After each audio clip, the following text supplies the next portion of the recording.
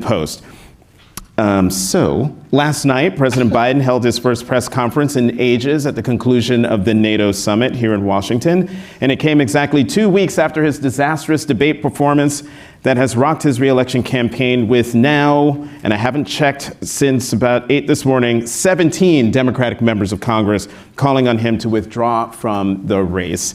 And joining me now to make it all make sense, Chief Correspondent Dan Balz, national reporter Amy Gardner, national political reporter Michael Scherer. Dan, Amy, Michael, welcome to First Look. Thank you, Jonathan. Thanks, Jonathan. The president's press conference lasted 59 minutes. Here's a snippet of him touting his economic record.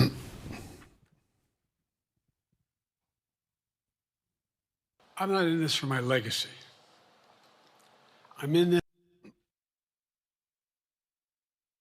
not in this for my legacy.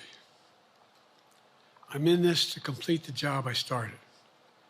As you recall, understandably, many of you and many economists thought my initial initiatives that I put forward, can't do that, it's going to cause inflation, things are going to skyrocket, the debt's going to go up.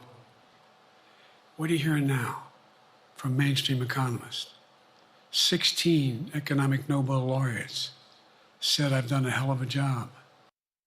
So Dan, your assessment of the president last night, did he help himself, or will the death by 1,000 cuts continue now that the NATO summit is over? Jonathan, I think the short answer to that is we will see. And I think we will see today and tomorrow and into the weekend exactly what the response is. We, from all the reporting that all of us have been doing this week, there have been indications that people who wanted him to get out of the race were holding back in part because they did not want to embarrass him during the NATO summit. And that after the press conference and into today and the weekend, that there would be more calls. Now, there were 3 people who, right after the press conference, 3 House members, called for him to step aside.